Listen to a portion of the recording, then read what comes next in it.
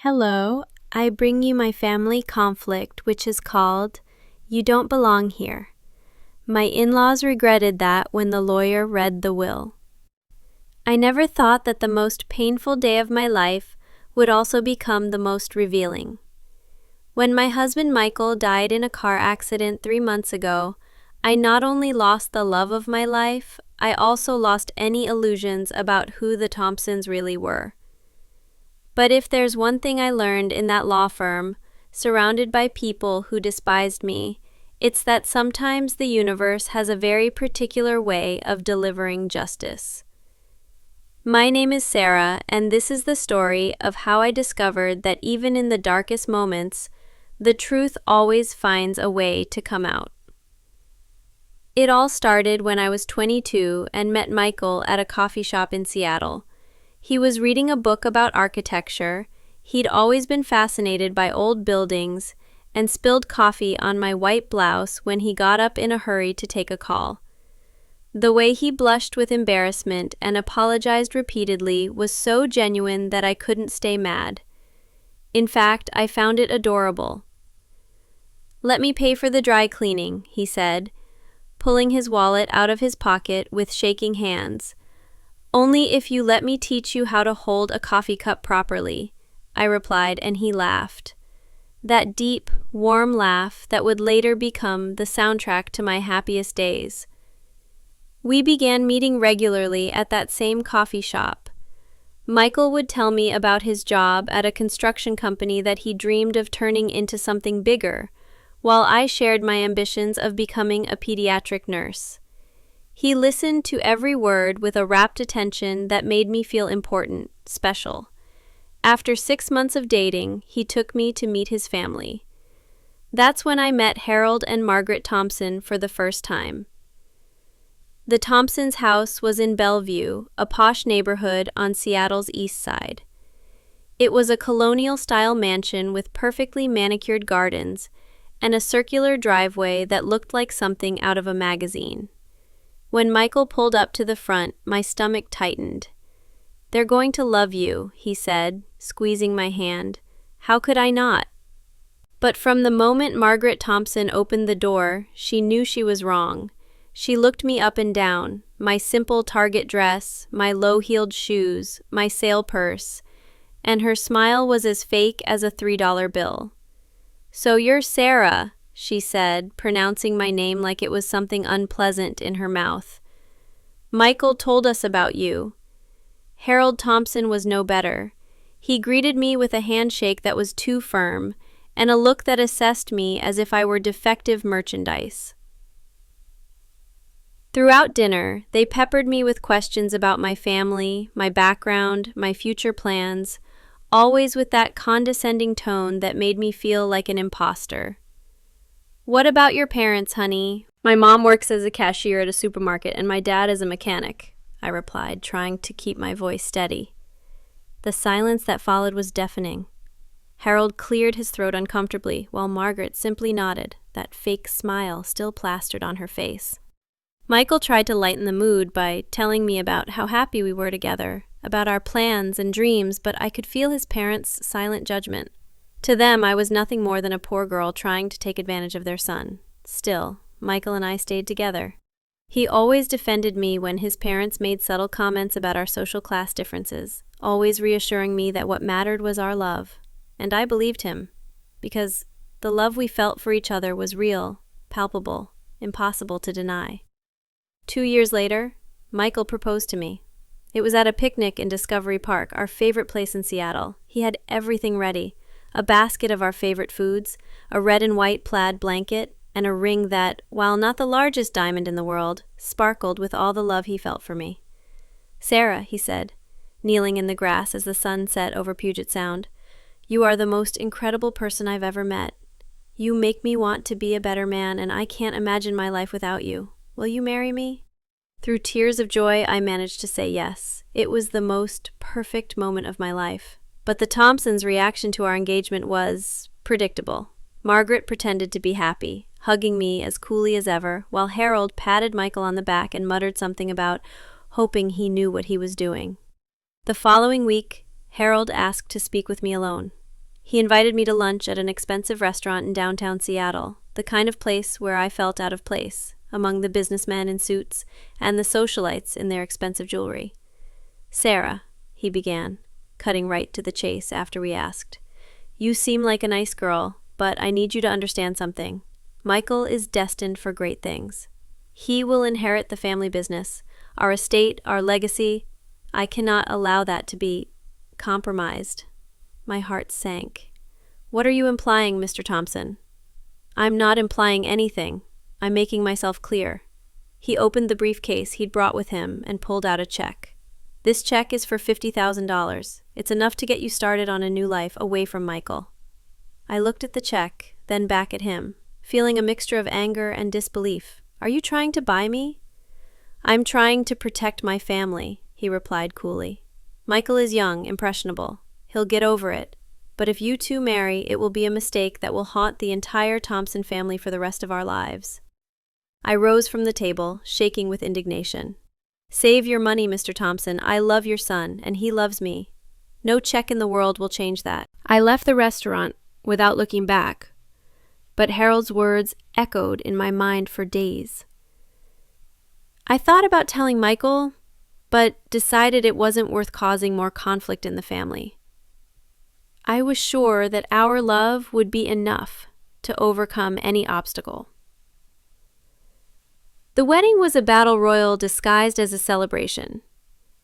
Margaret insisted on controlling every detail, always with the excuse that she knew what was best for the Thompson family. She chose the church, the menu, the flowers, even my dress, always subtly reminding me that she was paying for everything. "I'm sure you understand our position, dear," she would say with that venomous smile. "After all, this is a very important occasion for our family." The wedding day should have been the happiest of my life, but it was permeated by constant tension. Harold and Margaret smiled for the photos, greeted the guests, played the role of happy in-laws, but I could feel the coldness behind every gesture. The only thing that kept me going was the look in Michael's eyes when he saw me walking down the aisle. His eyes filled with tears of joy, and in that moment, nothing else mattered.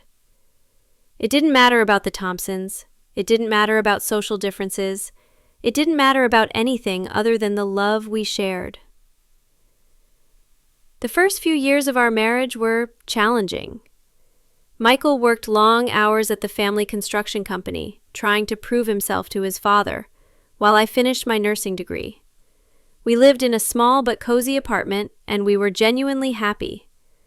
Harold and Margaret continued to treat me like an outsider in the family.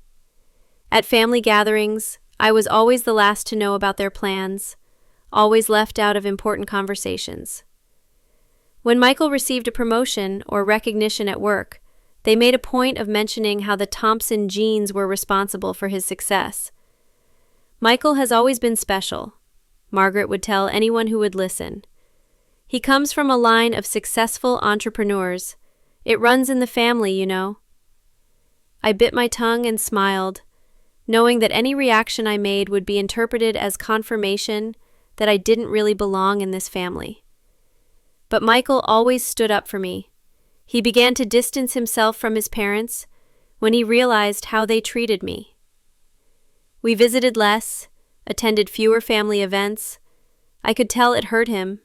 He loved his parents despite everything, but he always chose to be by my side.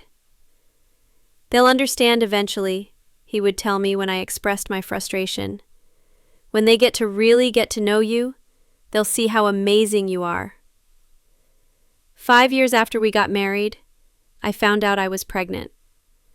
Michael and I were ecstatic. He'd dreamed of being a father since we met, and I couldn't wait to watch our baby grow up. But 3 months into my pregnancy, I lost the baby. It was devastating. Michael stayed by my side throughout my recovery, holding my hand as I cried, assuring me that we would try again when I was ready.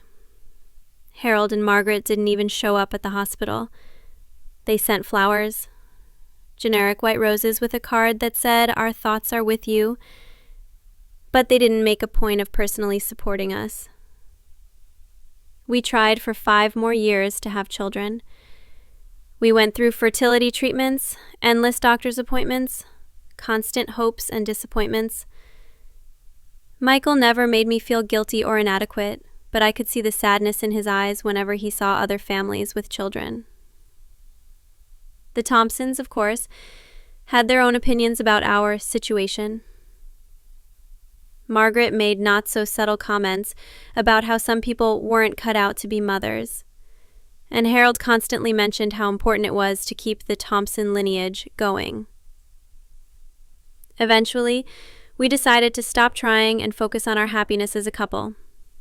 We traveled, bought a bigger house, adopted a dog, a golden retriever named Buddy, who became our passion. We created a good life full of love and meaning. Michael rose through the ranks of the family business, eventually becoming vice president. He had a natural talent for business and an impressive work ethic. Under his leadership, Thompson Construction grew significantly, winning major contracts and establishing a solid reputation throughout Washington state. But even with all of Michael's success, Harold and Margaret continued to treat me like an outsider. At company events, they would introduce me as Michael's wife, never by my name. When I tried to contribute to conversations about the business, after all, I listened to Michael talk about work every day, they would look at me as if I had spoken in another language. "That's interesting, Sarah," Margaret would say in that condescending tone, "but maybe we should leave business to those who really understand, huh?" I learned to keep quiet, to smile and nod at the right moments, to be the perfect, invisible wife they wanted me to be. It was easier than constantly fighting. 10 years passed like this. Michael and I built a solid life together, based on mutual love and respect. He continued to grow professionally, and I became the head nurse at the local children's hospital. We had our own friends, our own interests, our own version of happiness. But time has a cruel way of changing everything in an instant. It was a rainy Tuesday in March when I got the call. Michael was driving home from a business meeting in Portland when a semi-truck ran a red light and crashed into his car. He died at the scene. I still don't know how I managed to drive to the hospital, how I managed to identify the body, how I managed to make all the necessary. Harold and Margaret arrived at the hospital an hour after I did. Margaret cried, the first genuine tears I had seen from her in 15 years of knowing them. Harold stood silently, his face pale and his fists clenched. "My boy," Margaret kept saying, clutching Harold's arm. "My boy." No one consoled me. No one asked how I was. It was as if I were invisible, even as the widow. The funeral was an elaborate production.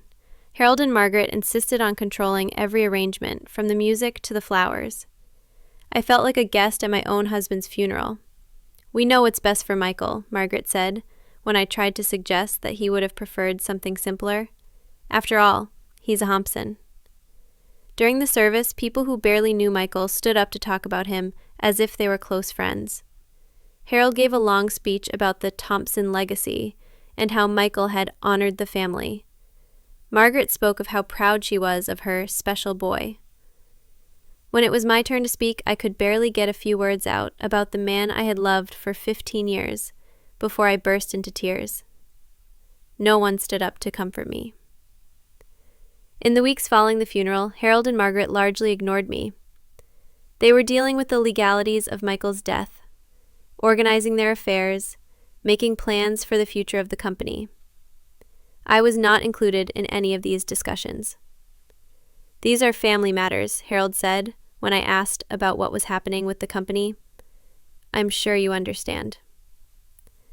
A month after the funeral, Margaret showed up at my door. She was dressed in black, with pearls and that serious expression I knew well. "Sarah, dear," she began, entering my home uninvited, "we need to talk about the future." She sat in my living room, the room Michael and I had decorated together, filled with photos of our travels and memories of our lives, and regarded me with that familiar coldness. "I know this is a difficult time for you," she continued, "but we need to be practical. Michael is gone, and now you need to move on with your life." My heart began to beat faster. "What are you trying to say, Margaret?" "I'm saying that you no longer belong in this family," she replied bluntly. "You never really did, if we're being honest. Michael is gone, and with him any connection you had with us." The words hit me like a punch in the gut. "Margaret, I was married to your son for 15 years. You didn't have any children," she interrupted me. "There's nothing that connects you now. Nothing that justifies your continued presence in our lives." She opened her purse and pulled out an envelope. "Harold and I discussed this, and we think it would be best for everyone if you moved. Maybe you went back to your family, started a new life somewhere else." I stared at the envelope in growing horror. "Are you trying to buy me back?" "Don't be dramatic," Margaret sighed. "We're being generous. There's enough money in there to get you a comfortable start.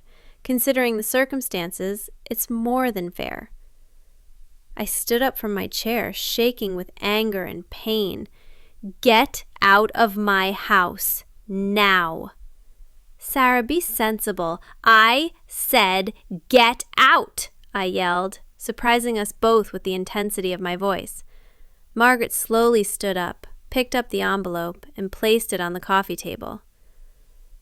"The money will stay here in case you change your mind. But Sarah, dear, you have to understand that there's no place for you in the Thompson family. There never was." After she left, I collapsed on the couch and cried until I had no more tears. Michael had only been dead a month, and already his parents were trying to throw me out of their lives like I was unwanted furniture. But the worst was yet to come. 2 weeks later, I got a call from a lawyer named James Morrison. He asked me to come to his office the following Friday for the reading of Michael's will. "Just to let you know," he said in a businesslike tone, "Mr. Thompson's parents will also be present." My stomach tightened. I hadn't spoken to either of them since Margaret's visit. Part of me hoped I would never have to see them again. Friday arrived gray and rainy, typical of Seattle. I drove to Morrison's office downtown, my hands shaking on the steering wheel. I had no idea what to expect. The office was on the 20th floor of a modern building overlooking the bay. The receptionist led me to a conference room where Harold and Margaret were already seated, dressed in black and looking somber. "Sarah?" Harold nodded coolly as I entered. Margaret didn't even look at me. James Morrison was a middle-aged man with graying hair and a kind expression. He greeted me warmly and offered his condolences for the loss of Michael. "Thank you for coming," he began, sitting down at the table with a thick folder. "I know this is a difficult time for everyone, but it is important that we take care of the legal aspects of Mr. Thompson's passing." He opened the folder and pulled out several documents. Michael was very specific in his instructions. He updated his will only 6 months ago. 6 months? That surprised me. Michael had never mentioned updating his will. "I will read the main provisions," Morrison continued. "Michael Thompson, being of sound mind and body, I leave this will as my last will and testament." He started with small bequests, donations to charity, a few mementos to close friends. Then he got to the main provisions. "To my parents, Harold and Margaret Thompson, who gave me the life and opportunities that made me who I am, I leave the sum of $100,000 each, plus all family photographs and mementos." Harold and Margaret exchanged surprised glances. It was obvious they had expected more. Morrison continued, "To my wife, Sarah, the love of my life and my partner in all things, I leave the remainder of my estate, including our home, my shares in Thompson Construction, all bank accounts and investments, and any other assets I may own at the time of my death." The silence in the room was deafening. I felt as if the air had been sucked from my lungs. "This can't be right," Harold said, his voice shaking. "Michael would never—" "There's more," Morrison interrupted. Michael enclosed a personal letter that he asked to be read aloud. He picked up a sealed envelope and carefully opened it. As he began to read, Michael's voice seemed to be in the room with us. "To my family, if you are reading this letter, it means I am no longer with you. I hope you can find comfort in the words I leave behind. Mom and Dad, I love you more than words can express. You gave me a privileged life, an exceptional education, and opportunities that many can only dream of. I am grateful for all of it. But you also gave me something I didn't need, prejudice against the woman I chose to love. Sarah, my dear Sarah, you were the best thing that ever happened to me. In the 15 years we were together, you showed me what it means to love unconditionally, support without question, and remain faithful even when it was difficult. You worked tirelessly to become a part of our family, always treating my parents with respect and dignity even when they didn't return the favor. You supported me in every decision, celebrated with me in every victory, and comforted me in every defeat. Mom and Dad, you never gave Sarah the chance she deserved. You judged her by her background, not her character. You saw her financial circumstances, not her heart. And that saddens me deeply. Sarah is more Thompson than anyone in our family. She understands loyalty, hard work, and unconditional love in a way that you, with all due respect, never did. So I leave her not only my material possessions, but also my share of the family business. She knows the business as well as any of us. She has listened to my stories, offered wise counsel, and always pushed me to be better. Most importantly, she deserves financial security. She deserves to be treated like family. She deserves recognition for the love and dedication she has shown over the years. Mom and Dad, I hope you can find a place in your hearts for Sarah, even now that I am no longer here to advocate for her. She is an exceptional woman, and it would be an honor for our family to continue to include her. Sarah, my love, I know you are hurting right now. I know you feel lost and alone, but I want you to know that you are strong enough to get through this. You have always been the most resilient person I have ever known. Use what I leave you to build the life we've always dreamed of. Travel to the places we planned to visit together. Help people like I've always wanted to. Be happy because your happiness has always been my greatest joy. And please don't let the pain of losing me make you forget the love we shared. It was real, it was deep, and it was eternal. Forever yours, Michael. By the time Morrison finished reading, tears were streaming down my face. Even in death, Michael was still protecting me, still defending me. Harold and Margaret were in shock. Margaret had her hands over her mouth, and Harold was pale as a ghost. This can't be right," Margaret murmured. "He wasn't in his right mind." "Mrs. Thompson," Morrison said firmly, "I can assure you that Michael was completely lucid when he made this will. We have 3 witnesses and a psychological evaluation that confirms his mental capacity." Harold stood up abruptly. "This is absurd. Sarah doesn't know the first thing about running a business. She'll ruin everything we've built." "Actually," Morrison continued, "Michael left very specific instructions about that, too. Sarah has the option of selling her stake in the company back to you at market value or keeping her stake and receiving dividends. The choice is hers." I looked at Harold and Margaret, seeing them for the first time in 15 years. They weren't the powerful, intimidating in-laws I'd feared for so long. They were just an elderly couple who'd lost their son and discovered that their bigoted actions had consequences. "Margaret," I said softly, my voice firmer than it had been in months. "You said I didn't belong in this family, that I never did." She looked at me with tears in her eyes, unable to speak.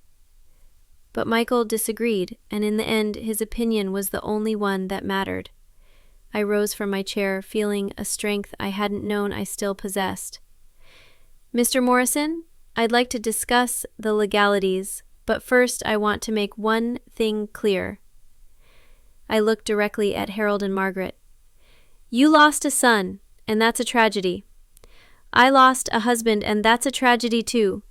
But you also lost the chance to have a daughter who would have loved and respected you for the rest of her life if you had given her a chance. Margaret's voice came out in a broken whisper. Sarah, we didn't know. You didn't know because you never bothered to find out, I said. You judged me before you ever really knew me. Harold cleared his throat, his voice hoarse. What are you going to do with the company? I thought about the question for a moment. Thompson Construction represented generations of family work. It was the legacy that Harold had built, that Michael had expanded, that should continue. I'm going to keep my stake, I finally replied. Michael trusted me to protect what you've built together. I won't let that trust down. I saw the relief on their faces, followed immediately by confusion. But that doesn't mean I'm going to actively manage the company. I'm going to hire a qualified manager to oversee my stake. Someone who understands business as well as people. Morrison nodded approvingly. That's a wise decision, Mrs. Thompson. In the months that followed, my life changed completely. Michael's inheritance gave me financial security I never thought I would have. More important, it gave me the freedom to honor his memory in the way he would have wanted. I used some of the money to establish a scholarship for nursing students from low-income families, students like I had been. I donated to charities that helped grieving families deal with the legal and financial aspects of losing a loved one. I traveled to some of the places Michael and I had dreamed of visiting together. I went to Tuscany, walked the beaches of Costa Rica, explored the temples of Kyoto. In each place, I felt his presence with me, as if he were seeing the world through my eyes. Harold and Margaret tried to reach out to me a few times after the reading of the will. Margaret sent me flowers for my birthday with a card that said, "Thinking of you." Harold called to update me on developments at the company, always adding comments about how proud Michael would be. But the damage was done. I couldn't forget the years of rejection, the cruel comments, the attempt to buy me out of Michael's life.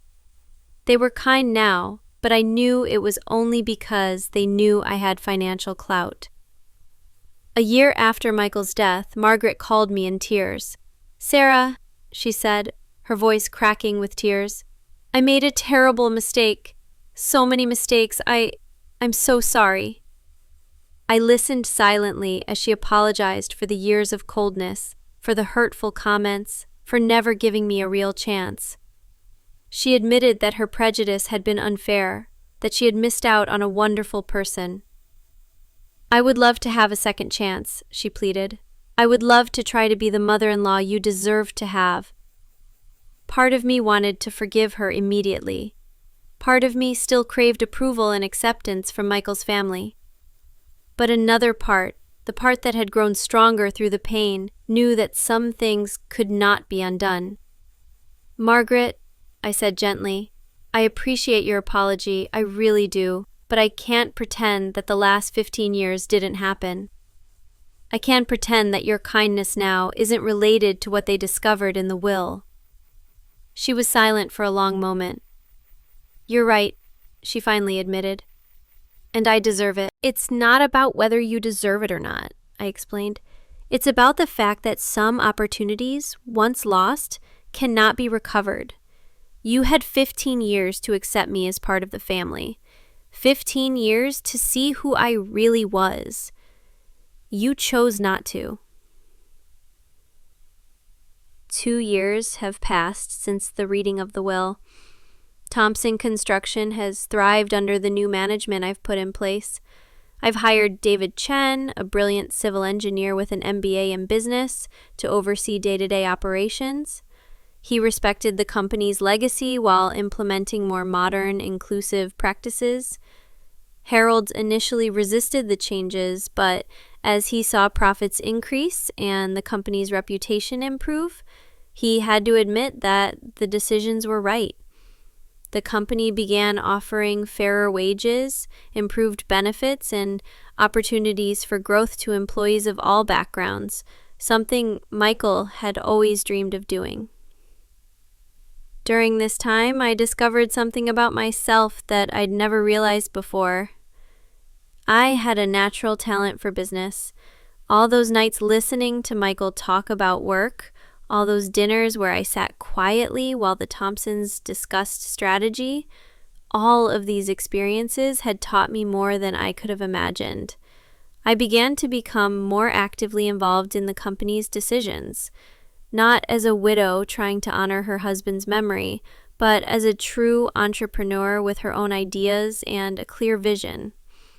David Chen became not just an employee, but a mentor and friend who helped me turn my informal knowledge into real expertise. It was during a board meeting that everything changed again. Harold had requested the meeting to discuss the company's expansion into Portland. Margaret was there. She always attended important meetings, even though she had no official stake in the company. David Chen was presenting the numbers when Harold interrupted me. "With all due respect, Sarah," he said in that condescending tone I knew well, "maybe we should leave these strategic decisions to people with more experience in the industry." It was the same Harold as always, just a little more subtle in his condescension. The inheritance had forced a superficial politeness, but it had not fundamentally changed his opinion of me. David Chen looked uncomfortably from Harold to me. I could see that he wanted to defend me, but I also knew that he needed to maintain a professional relationship with Harold. It was at that moment that I realized no matter how much money I inherited, no matter how much the company prospered under my ownership, Harold and Margaret would never see me as more than the poor girl who married their son. "You know, Harold," I replied, my voice calm but firm, "you're right." He seemed surprised by my agreement. "You're right that people with more experience should make this." I opened my briefcase and pulled out the documents I had prepared the week before, just in case. "I am selling my interest in Thompson Construction." The room was silent. Harold paled, Margaret gasped, and David Chen looked at me with concern. "Sarah," Harold began, "you can't." "I can and I will," I replied. "I've already spoken to 3 different companies that are interested in buying my interest. All of them have offered more than you could possibly afford." Margaret finally found her voice. But the company will be in the family for 3 generations." "Exactly," I replied, "and you've had 3 generations to learn that family is more than blood. It's about respect, acceptance, and unconditional love. You missed your chance to truly include me in that family." Harold stood up, agitated. "Sarah, if this is about money, we can negotiate. It's not about money," I replied firmly. "It was never about money. It was about belonging. It was about being seen as a person worthy of respect. And you've made it very clear for 15 years that that would never happen." David Chen cleared his throat. "Sarah, if I may ask, what does this mean for my position?" I smiled at him, the first genuine expression of joy I'd felt in months. "David, it means you're getting a promotion. The company that's buying my stake wants to keep you as CEO. They've been impressed with the work you've done over the past 2 years." The relief on his face was palpable. "And Harold," I continued, turning to my former father-in-law, "the new company has assured me that they will respect your position as founder and will keep the Thompson Construction name. They understand the importance of history and tradition." Harold sank back in his chair, suddenly looking much older than his 68 years. "You'll still have your shares," I explained. "You'll still get dividends. The only difference is that you won't have to deal with me at board meetings anymore." Margaret began to cry. Not the manipulative tears I'd seen so many times, but genuine tears of regret. "Sarah," she pleaded, "please don't do this. We can change. We can try again." I looked at her with a mixture of pity and resolve. "Margaret, you've had 17 years to change, 15 years of marriage, and 2 years since Michael's death. In all that time, the only change I've seen is in the way you treat me about money." I got up from the table, gathering up my papers. "The sale will be finalized next week. David Chen will handle the transition. You'll continue to receive financial reports and attend annual shareholder meetings." As I reached the door, Harold called after me. "Sarah, what would Michael think of this?" Selling my stake in Thompson Construction brought me a substantial sum of money, enough to ensure my financial security for the rest of my life. More important, it gave me something money couldn't buy: freedom. For the first time in nearly 2 decades, I didn't have to worry about the Thompsons' approval. I didn't have to mince my words, temper my dreams, or diminish myself to make other people feel comfortable. I decided to use my newfound freedom to do something I had always dreamed of: starting my own non-profit. The Michael Thompson Foundation would focus on 2 areas: scholarships for nursing students from low-income families, and support for young widows dealing with legal and financial issues. The work was challenging but rewarding. I met dozens of women who had gone through similar experiences as I had, not necessarily with difficult in-laws, but with the sense of loss of identity after the death of a spouse. Helping them rebuild their lives helped me rebuild mine. 6 months after leaving Thompson Construction, I got an unexpected call. It was Margaret. "Sarah," she said, her voice hesitant, "I know I have no right to ask this, but could you meet with me? Just once?" My first reaction was to decline. I had gone through so much to free myself from the Thompsons' toxic influence. Why would I risk it all? But there was something different in her voice, a humility I had never heard before. "Please," she continued, "it's not about money or business, it's personal." I agreed to meet her at a neutral coffee shop in downtown Seattle. Not the fancy place where Harold had tried to bribe me years before, but a simple, welcoming place that Michael and I used to frequent. Margaret arrived before me. When I saw her, I was shocked by her appearance.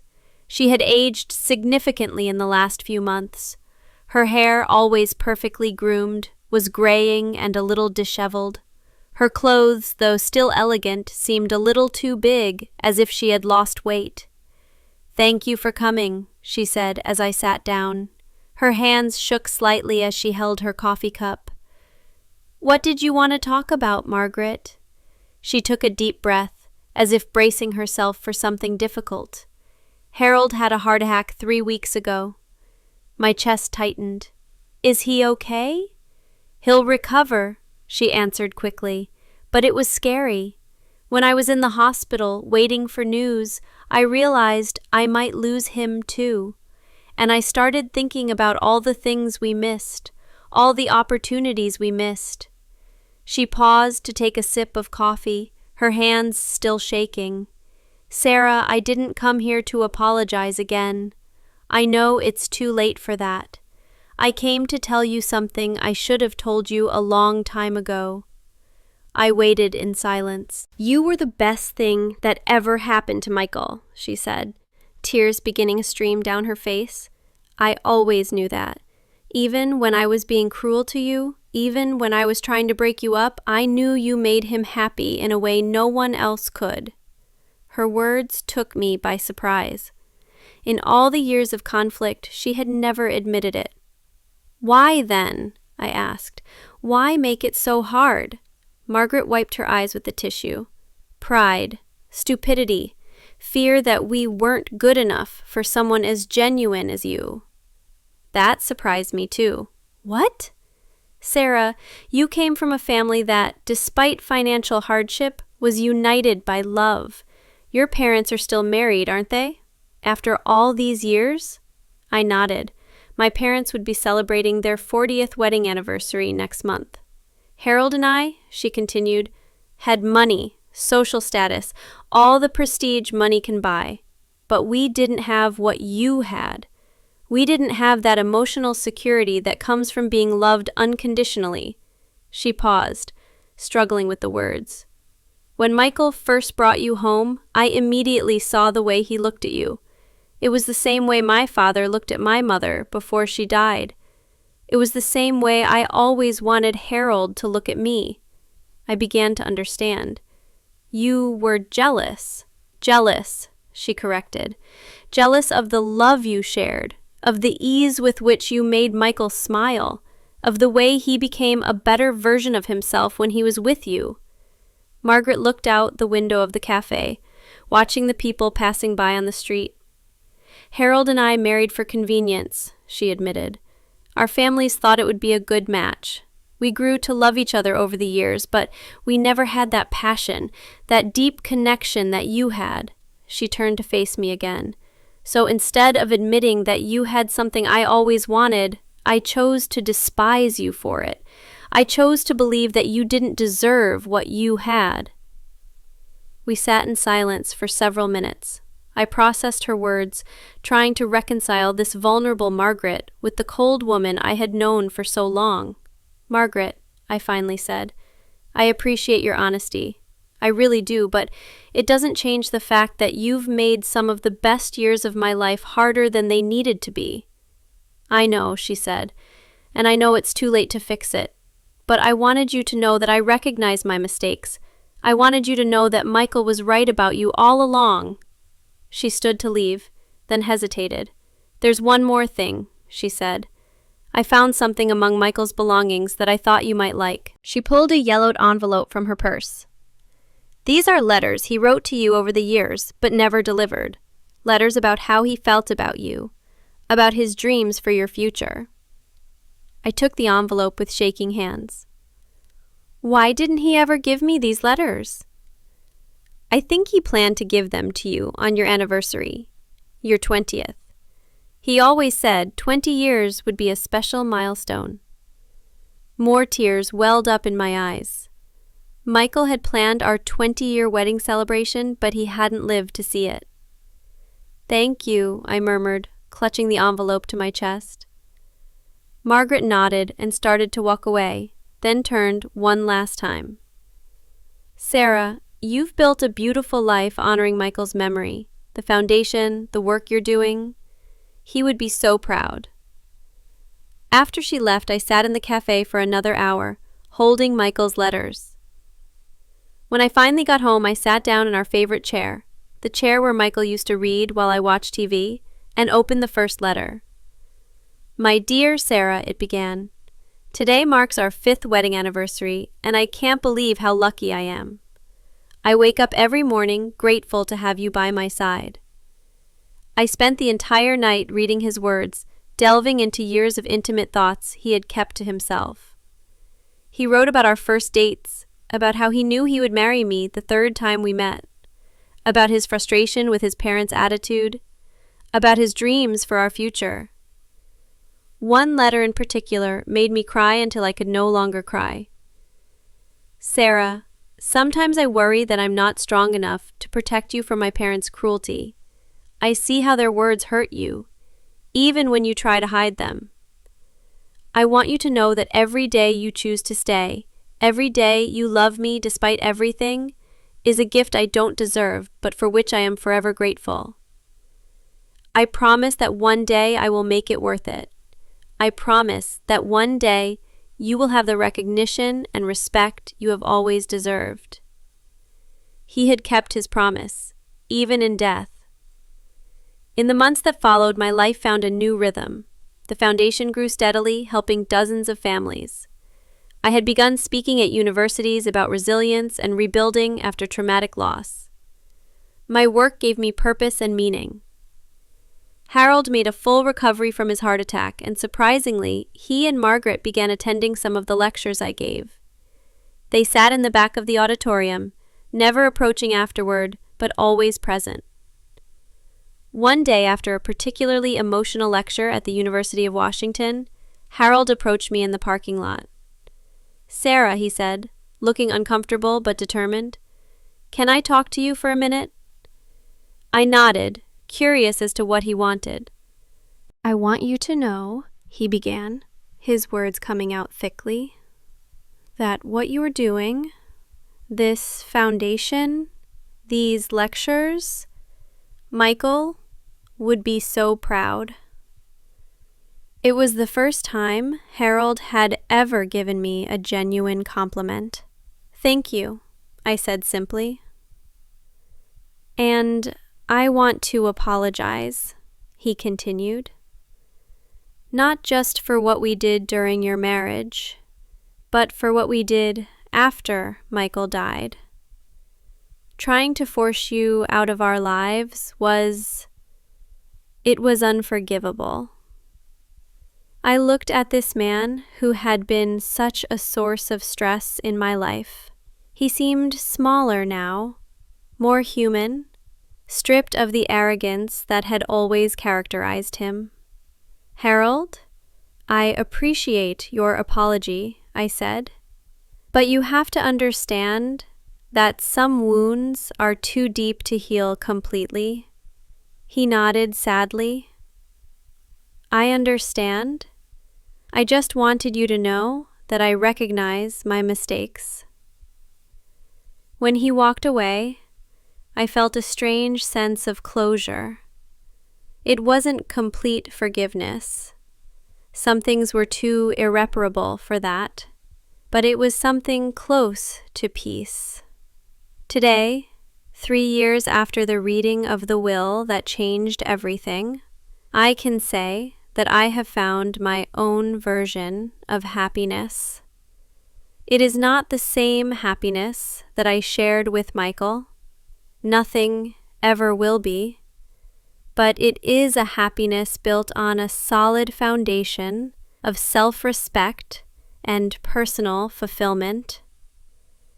The Michael Thompson Foundation now operates in 3 states and has helped more than 500 families. I wrote a best-selling book about my experience, with all proceeds going to charitable organizations. I have traveled the country, sharing my story, inspiring others facing similar adversities. And yes, Harold and Margaret are part of my life again, not as family, but as people who share the memory of someone we loved deeply. They contribute financially to the foundation, and we occasionally attend Michael's memorial events together. The irony is not lost on me. It took Michael's death for his parents to finally see me as a person worthy of respect. It took a will to acknowledge that I had always belonged to that family, not by birthright or social status, but by love, dedication, and character. Michael was right about many things, but he was especially right about one. Sometimes, the most unlikely people become our true family. And sometimes, we discover our own strength only when we are forced to stand alone. When Margaret told me I didn't belong in that family, she was more right than she realized. I didn't belong in a family built on prejudice, exclusion, and conditional love. I belonged in something much better, a family built on the unconditional love that Michael and I shared, and that lives on through the work I do in his memory. And that family, built on true love rather than blood obligation, is stronger than anything the Thompsons could have offered me. If you like this video, please like it, subscribe to the channel, and activate the bell so you don't miss any videos. Let me know what you think in the comments. I'll be here and see you next time.